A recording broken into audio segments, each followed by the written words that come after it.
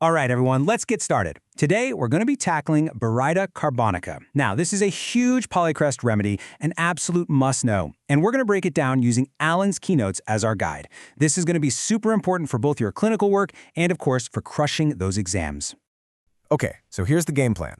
We'll kick things off with the patient profile, then jump into the guiding symptoms. After that, we'll cover modalities and relationships, and then, my favorite part, we'll do a high-yield exam review and even run through some practice MCQs.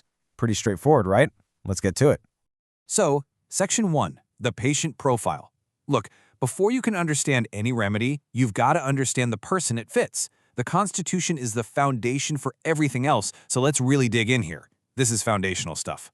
All right, here's our first piece of text, word for word from Alan's Keynotes. Listen to this. Especially adapted to complaints of first and second childhood. Right off the bat, you see it, don't you? Alan is immediately pointing us to the two ends of the human lifespan. And then he hits us with this powerful image of scrofulous, dwarfish children who do not grow. That's our starting point.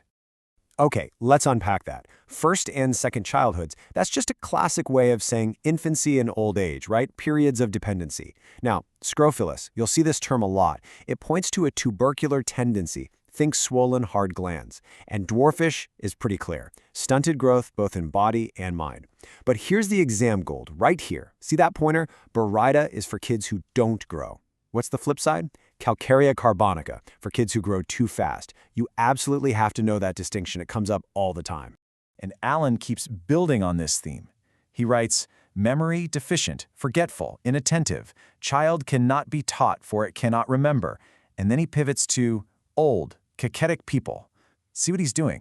He's drawing a perfect parallel between the child who can't develop and the elderly person who is declining. It's a really powerful picture. So this really drives home the core idea.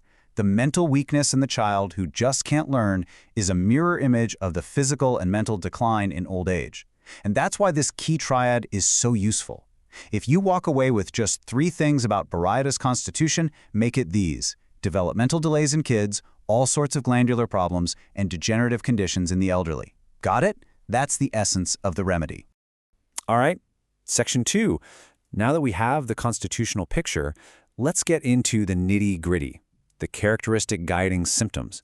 These are the bright, shining beacons that scream Baryta Carbonica when you see them in a case. Pay close attention here. Okay, here we go.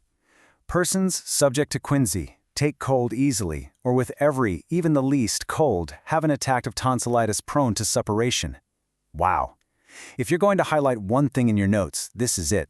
This isn't just getting a sore throat. This is a pattern. Every single cold settles in the tonsils, and they don't just get inflamed, they tend to form pus. That is a massive keynote for Baryta. Now, just so we're all on the same page with the terminology, quinsy is an older term for a peritonsillar abscess. It's a really nasty complication of tonsillitis, and suppuration is simply the process of forming pus.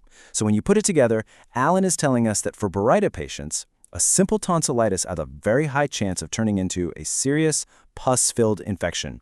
It's a key pathological tendency. And the theme continues. Listen to this. Swelling and indurations of glands, offensive foot sweat, throat affections after checked foot sweat. 2 huge ideas pop out here. First, there's that focus on glands again, swollen and hard. But second, and this is pure gold for homeopathy, is the idea of a suppressed discharge. Something that should be coming out gets stopped, and the problem pops up somewhere else. Let's break that down because it's so important. Induration just means a pathological hardening. Baryta loves to create hard, swollen glands, especially in the neck and groin. But the star of the show here is checked foot sweat.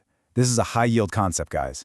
A natural process, sweating, is stopped, maybe with powders or something, and boom, the pathology moves to the throat. So if you ever see a case of chronic tonsillitis with a history of suppressed foot sweat, you better have Baryta Carbonica at the top of your list. That's a classic exam question right there. Okay, moving on to Section 3. We've got the person, we've got the key symptoms. Now we need the context. What makes things better or worse? That's modalities. And how does it play with other remedies? That's relationships. This is what refines your prescription from good to great. So this table lays it all out nicely. But let's focus on what's really important. Under aggravation, look at that first one. When thinking of his disease, how weird is that? That's one of those strange, rare, and peculiar symptoms we love. And then jump down to incompatible. This is a huge red flag for you in practice.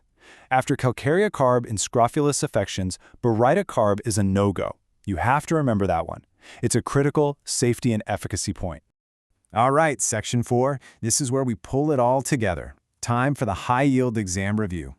I'm going to give you a simple mnemonic to make sure the absolute core of Baryta Carbonica sticks in your brain when you need it most. And here it is. To remember Baryta, just think of the word dwarfs. It's perfect, right? D for dwarfishness, physical and mental. W for weakness of memory. A for affections of the glands. R for recurrent tonsillitis. F for foot sweat, especially when it's suppressed. And S for senility and scrofolia. D, W, A, R, F, S. Use this. It will save you precious seconds in an exam, I promise. Okay, let's put what we've learned to the test. In Section 5, we're going to do a quick MCQ practice session. I've pulled together a few questions that are exactly the kind of thing you'd see on an exam, and they're all based only on the Allen's text we've just reviewed. Ready? All right, here are your questions. I'll read through them, but I really want you to take a second here. Go ahead and pause the explainer, think through each one, and commit to an answer before you move on. Let's see how you do. Okay, time to check your work. Number 1, the answer is C, dwarfish children and cachectic old people. That's straight from the first and second childhood keynote.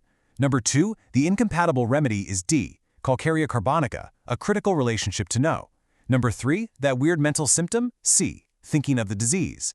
For number 4, the throat affections appear after B, checked foot sweat. And finally, number 5, the tonsillitis is B, prone to suppuration. See? Every single answer comes directly from Allen's. That's why we stick to the source. And that brings us to our conclusion. Let's just do a final, quick recap to lock everything in. So what's the bottom line? Baryta Carbonica is the remedy of extremes. It's for the child who can't develop and the elder who is degenerating.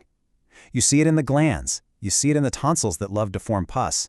And you see it overarching everything, a profound mental and physical weakness. That's Baryta in a nutshell. And I want to leave you with one final thought to chew on. We know Baryta is for dwarfishness, but so are other remedies, right? Think about Silicea or Calcarea phosphorica. So my question to you is, how would you differentiate them in an exam? What makes Baryta's arrested development unique? Answering that question is the next step in your studies. That's what takes you from just knowing the facts to truly understanding the remedy.